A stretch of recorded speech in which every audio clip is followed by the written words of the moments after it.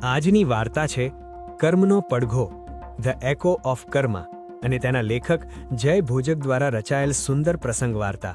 આવો સાંભળીએ. અમદાવાદના પશ્ચિમ છેવાડે આવેલા ભવ્ય ઇસ્કોન મંદિરના પ્રાંગણમાં સાંજ ઢળી રહી હતી. વાતાવરણમાં કપૂર અને સુખડની મિશ્ર સુગંધ પ્રસરેલી હતી, અને મંદિરના વિશાળ ગુંબજ સાથે અથડાઈને આવતો હરે કૃષ્ણના મંત્રનો નાદ જાણે વાતાવરણને પવિત્ર બનાવી રહ્યો હતો. હું ત્યાં ઊભો હતો, પણ મારું મન અશાંત હતું. શું ઈશ્વર ખરેખર મંદિરોમાં વસે છે કે પછી આપણા કર્મોમાં? દર્શન કરીને હું મુખ્ય દ્વારની બહાર નીકળ્યો ત્યારે સંધ્યાકાળના આછા અંધકારમાં મેં એક વૃદ્ધ સ્ત્રીને જોઈ. તેમનો દેખાવ કોઈ સામાન્ય ભિક્ષુક જેવો નહોતો.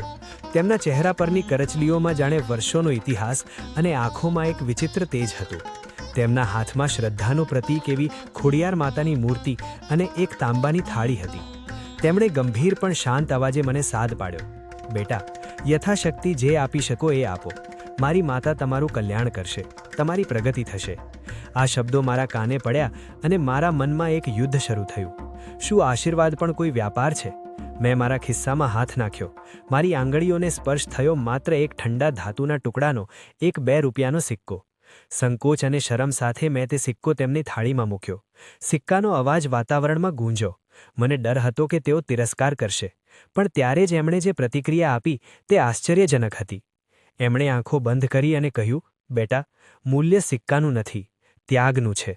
જેની પાસે કશું નથી અને છતાં આપે છે, તેનું કર્મ સોના કરતાં ભારે છે. તે ક્ષણે મંદિરના ઘંટારવ વચ્ચે મને મારું સત્ય જડ્યું. આશીર્વાદ બજારમાં નથી વેચાતા, તે તો કર્મના શુદ્ધ પડઘા છે.